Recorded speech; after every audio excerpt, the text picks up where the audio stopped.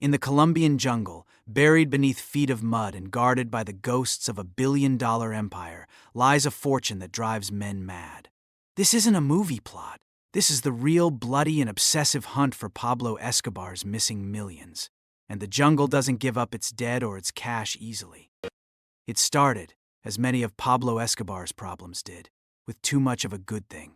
In the early 1980s, cash was flooding into his organization faster than they could launder it.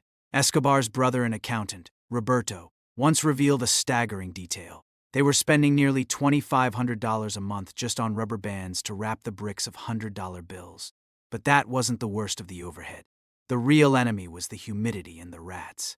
Stacks of American currency, hidden in the damp crawl spaces of Medellin's safe houses, were literally rotting away. The rodents were chewing through millions of dollars in a single night, turning the world's most powerful fortune into useless, soiled confetti. The solution, Escobar decided, was simple. Put it in the ground. And with that decree, the legend of the greatest buried treasure in criminal history was born. Moving money in the 1980s was a physical job. Escobar didn't have offshore digital ledgers, he had warehouses full of paper. Pilots flying cocaine north would return with planes heavier with cash than they were with cargo. They had to find places to put it fast. The Colombian jungle offered infinite hiding spots, but also infinite threats. The cartel employed teams of diggers who worked blindfolded or were executed after the job. The paranoia wasn't paranoia, it was operational security. For every 50 barrels buried, maybe only 10 locations were known by more than one living soul. One of the earliest confirmed burials happened on a forgotten bend of the Cali River. In 1985, a trusted lieutenant named Chopo supervised the burial of 12 plastic barrels beneath a mango tree. The process was crude. Dig deep, line the hole with lime to absorb moisture, drop the vacuum-sealed cash, and cover it with concrete. Nature fought back almost instantly. Within 3 rainy seasons, the riverbank shifted. The mango tree was swept away. To this day, that specific $10 million cache is believed to be somewhere under 15 feet of river silt, slowly washing downstream toward the Pacific Ocean, grain by grain. You might picture a pirate's map with an X. You'd be wrong. Escobar's operation was illiterate when it came to coordinates. Maps were a liability, they could be stolen. Instead, they relied on memory and witness trees. They would bury the money, then shoot a bullet into a specific tree nearby, or tie a particular knot in a fence wire. When the cartel fell, those trees became the most valuable timber in the world. The problem? Witnesses have a funny way of dying or getting lost in a jungle that all looks exactly the same after 40 years of growth. The most famous hunting ground is Escobar's former estate, Hacienda Nápoles. While tourists now visit the water park and the hippo pond, locals know the real history is 6 feet under. Construction workers renovating the property into a theme park in the early 2000s kept finding things. A backhoe bucket would scrape concrete and reveal a rusted ammunition box, not with bullets, but with soggy American 20s. The management had to assign guards to follow the bulldozers. But the official finds were just the ones reported. How many workers slipped a sealed Ziploc bag of clean bills into their lunch pail? We'll never know. Here is where the myth meets the physics. Escobar didn't just dig a hole. In the mid-80s, when money was truly infinite, he had prefabricated concrete boxes lowered into the ground by crane. These were like mini bank vaults with no door. The idea was simple. If you want the cash, you need a jackhammer and 3 hours of noise. In rural Antioquia, that kind of noise attracts neighbors. But after his death, many of these boxes were found to be empty. Had he moved them? Or were they decoys built purely to distract and waste the time of the DEA and rival gangs? The legend says the real ones are out there, untouched. You've heard the rumor. Escobar buried a gold toilet in the jungle. It's an absurd, clickable image, but like most things with Pablo, the truth is stranger. He didn't bury the toilet, he buried the gold. He reportedly melted down jewelry and coins into rough, heavy bars the size of bricks. These weren't stamped, certified bars, they were ugly, lumpy masses of metal. To the untrained eye, a muddy yellow brick found in a creek bed looks like a rock. How many of these rocks have been kicked aside by farmers or washed away in flash floods over the last 3 decades? The hippos are the living, breathing legacy of Escobar's excess. But they serve as more than just an invasive species, they are the guardians of lost access. The lakes and marshes around Hacienda Nápoles have expanded over the years due to the hippos wallowing. Areas that were dry land in 1993, where a barrel might have been stashed, are now permanent, murky swamps patrolled by 3-ton animals. Diving in that water is suicide. You're not just dodging the hippo's jaws, you're swimming in a toxic stew of hippo waste and rotting vegetation. If money is there, the hippos have claimed it as theirs. Not all the treasure was in the jungle. The Medellin neighborhood of El Poblado was where the upper echelon lived in luxury apartments. When the Cali cartel or the police came knocking, runners would stuff duffel bags into the drywall and plaster over it in seconds. Renovation crews in Medellin have a story they tell over beers: the Santa Claus Wall. A worker knocking down a partition wall in a seemingly normal family home was showered in a cascade of crispy, tightly packed dollar bills. The family had no idea the previous owner was an Escobar accountant. The find was enough to buy the entire building. Escobar's favorite cheap storage method was also his most flawed: the black trash bag. They'd stuff $100,000 into a contractor bag, tie a knot, and drop it in a swampy pond. The logic was sound: no one looks in the mud. The chemistry was not. The plastic degrades, the ink bleeds, and the paper rots. In the 1990s, during a drought, a farmer found a log of what looked like gray, fibrous clay. He cracked it open. It was a compressed block of $100 bills that had petrified into a solid brick of cellulose. It had the value of firewood, not a fortune. The real treasure map was the brain of John Jiro Velasquez, alias Popeye. As Escobar's chief hitman, he was present for the counting and the burying. He spent 23 years in prison and, upon release, became a YouTube celebrity in Colombia. He dropped hints: a mountain here, a bridge there, but never a solid coordinate. Was he protecting the secret? Or did he truly not know? In the criminal hierarchy, the man holding the shovel rarely knew the exact value of the dirt. He was just following orders. The only man who held the master inventory was Escobar himself. The day after Escobar fell on that Medellin rooftop, the gold rush began.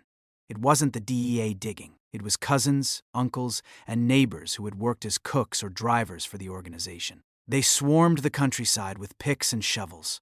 This was the family discount treasure hunt. Most found nothing but blisters and snakes. A few found small, forgotten hidey holes under floorboards. But the big, strategic burials, those required heavy machinery and time. This first chaotic wave likely destroyed or obscured the visual markers, the witness trees that would have made finding the big stashes possible today. In his final years, Popeye walked the hillsides with film crews, pointing a gnarled finger at the horizon. "Over there," he'd say. "Maybe." He claimed Escobar buried $100 million near a specific rock formation that resembled a bull's horn. Treasure hunters have scoured that area with ground-penetrating radar, finding only old soda cans and a rusted carburetor. The frustration is immense. Popeye was a master of psychological warfare, even in death. Did he send them on a wild goose chase for the cameras, or is that bull's horn rock now hidden behind 40 feet of unclimbable bamboo thicket? Locals whisper about a specific hill near the town of Doradel. A man found a barrel lid sticking out of the mud after a landslide. He pried it open. It was filled with clean, dry, beautiful cash. He took a handful and ran home. The next day he returned with a bigger bag, but the barrel was gone. The earth had swallowed it again. He spent the next 3 years digging craters in that hillside like a man possessed by gold fever. He never found the barrel again. The hill is now called La Loma del Loco, the Madman's Hill. The hunt isn't just in Colombia. Escobar owned a waterfront mansion in Coral Gables, Florida, that was seized in the late 80s. For years, the rumor persisted that he had cut into the limestone bedrock beneath the pool and buried a cash reserve there. When new owners tried to renovate the pool in 2015, they had to bring in a geologist. They scanned the coral rock. There were indeed cavities beneath the deck, but they were natural sinkholes, not man-made vaults. Unless the sinkhole swallowed the vault. The state of Florida will likely never let anyone dynamite a wealthy suburb to find out. Family members have been hounded for decades. Luz Maria Escobar, Pablo's sister, has repeatedly denied any knowledge of a map. Yet, the rumor persists that she once let slip a single detail to a confidant. He liked to bury where he could see the plains. That cryptic line sent treasure hunters to the high mountain ridges above Medellin's landing strips. The wind is brutal up there, the soil is thin, and the sun is harsh. Digging is backbreaking.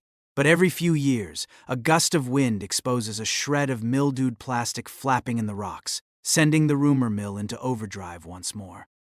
In 2018, a man near Manizales claimed his deceased grandfather confessed on his deathbed to burying 5 barrels for Escobar. The man dug up his grandmother's coffee farm. He found nothing. He dug up the neighbor's pasture. Nothing. He brought in a backhoe and ripped up the road. The town turned on him. The local government fined him for environmental destruction. He lost the farm to legal fees. This is the reality of the hunt. For every one story of a possible find, there are 1,000 stories of ruined lives, broken marriages, and soil that yields nothing but resentment. The irony is bitter. The plastic and metal left behind by the search are now an ecological hazard. 40-year-old contractor bags are microplastics in the water supply. The lime used to preserve the cash has leached into the groundwater, changing the pH of the soil. The treasure has literally poisoned the ground around it. In some areas, the soil is so caustic from decades of rotting, chemically treated paper that the native orchids won't grow. The jungle is trying to reclaim the land, but the financial ghost of Pablo Escobar is a toxic stain that will outlast the trees. When Narcos premiered, the Hacienda Nápoles theme park saw a spike in visitors sneaking off the tour path. They weren't looking at the classic car collection, they were looking at the white walls of the old bull ring. A scene in the show depicted money buried under a floor. Suddenly, every white wall in Antioquia was a target for tapping. Local police had to issue a statement. Please stop drilling holes in your landlord's walls. Escobar did not live in your apartment complex built in 2015. Fiction blurred with reality, and the jungle became crowded with first-time treasure hunters with no idea what real cartel dirt looked like. Let's address the number. The myth says $18 billion is still out there. That number is impossible. It likely represents the total estimated lifetime earnings of the cartel, not the liquid cash on hand at death. Most of that money was spent on bribes, planes, payroll, and war. Realistically, experts believe maybe $100 to $200 million is still unrecovered. But that's still 200 million reasons to keep digging. Even if the big number is a lie, the smaller, more realistic number is enough to buy a small country. That's the hook that keeps the story and the shovels moving. This is not a safe hobby. The Medellin cartel war zones were mined with IEDs to protect routes. Many of those mines were never mapped and never disarmed. A heavy footstep on the wrong patch of moss could be the last sound you hear. Furthermore, not everyone who knew about a burial died with Escobar. Low-level soldiers, now old men, still watch those hills. They may have forgotten the exact tree, but they haven't forgotten the value. Stumble onto the right spot with a metal detector, and you might find yourself explaining your presence to a very angry, armed 70-year-old with a machete. In the Colombian countryside, the treasure hunt has birthed a new folklore. Locals tell of La Llorona de las Bilites, the weeping woman of the bills. They say she is the spirit of a mule who knew the location but was killed to keep the secret. Her ghost wanders the creek beds at night, crying because she can see the money but cannot touch it. Is it a real ghost? Unlikely. But sound travels weird in the jungle. The cry could be a fox, or it could be the wind moving through the plastic of $1 million flapping loose from a broken barrel. Either way, it's terrifying enough to keep most sensible people indoors. Today, the hunt is professionalized. You don't just dig. You hire a Colombian lawyer first. You bring LiDAR drones to map the terrain and look for unnatural depressions in the canopy. You hire a local guide who is usually just the grandson of a former cartel cook. The modern hunter knows the money is likely ruined. They are looking for the legend of the find. The YouTube video of a man pulling a muddy brick of plastic-wrapped cash from the earth is worth almost as much as the cash itself in ad revenue. The economy of the myth has replaced the economy of the drug trade. If you find $1 million in the mud, can you keep it? The short answer is no. Colombian law views all Escobar assets as property of the state, derived from criminal activity. If you report the find, the government will seize it and you might get a small finder's fee, maybe 5%. If you don't report it and try to spend the money, the serial numbers are likely flagged. Banks will freeze the account and the tax authority will come knocking. This legal reality means the only way to cash in on the treasure is to do it illegally, which puts you right back in the world of money laundering, exactly where Escobar started. Why does the search continue despite the near impossible odds? Because in rural Colombia, poverty is a heavier weight than a shovel. The thought that $100,000 could be sleeping under your chicken coop is a siren song that ruins sleep and destroys families. Psychologists call it treasure trauma. A farmer sees a flash of light in the dirt, a piece of mica, and he'll dig a 10-foot crater, neglecting his crops for a week. When the hole is empty, he doesn't feel relief, he feels that he just didn't dig deep enough. The myth isn't just buried in the ground, it's buried in the collective psyche of a region. There's a persistent, almost romantic myth among treasure hunters that the money has returned to nature. They imagine beautiful, verdant ferns growing out of the nutrient-rich, decomposing fiber of U.S. currency. That's poetic, but scientifically wrong. U.S. currency is mostly cotton and linen, but it's treated with fungicides and heavy inks. When it rots, it creates an anaerobic, stinking sludge that kills everything around it. The only thing that thrives near a rotting Escobar stash is a specific type of black mold that causes respiratory failure. The jungle doesn't want the money. The jungle wants it gone. Pablo's brother, Roberto, known as El Osito, has teased the world for years. Now blind and elderly, he operates out of a quiet office. He has claimed in interviews that he knows the location of a massive stash hidden in a cave, but that it's too dangerous to retrieve due to shifting rock. Skeptics call this a marketing ploy to sell his book. Believers say he's the only man alive who saw the books. In 2020, he offered to reveal the location in exchange for immunity from the U.S. government. The offer was met with silence. The secret will likely die with him. So will we ever see a headline? Escobar's lost billions found. The window is closing. The plastic bags have a shelf life of maybe 50 years in perfect conditions. These conditions are far from perfect. Every year that passes, the ink fades, the paper dissolves, and the GPS coordinates in an old man's memory get fuzzier. If the big stashes haven't been found by now, they are either so deep they require an archaeological dig, or they have already been quietly, secretly found by someone smart enough to keep their mouth shut and buy a modest cattle ranch without fanfare. Perhaps the most fitting end to the Escobar treasure saga is the one happening silently beneath the leaf litter. The billions that were meant to buy power, escape, and luxury are being converted by earthworms and microbes into the one thing Pablo Escobar could never buy: more time. The carbon from the $100 bills is fueling the next generation of ceiba trees. In 100 years, a towering giant of the jungle will stand exactly where a plastic barrel of greed once rotted. The ecosystem is processing the crime into new life. Pablo Escobar understood the power of story. And in death, he has given Colombia a story that is more durable than any dollar bill. The actual treasure is a rotting, toxic, dangerous mess. But the myth of the treasure, that is pristine.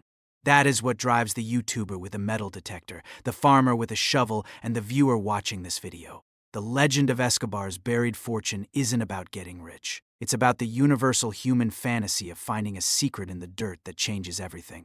And that myth is buried deep enough that no one will ever find the bottom of it. If you want more hidden Escobar secrets, smash that like button right now. Subscribe and share this video with your crew. Escobar Uncovered, we're just getting started.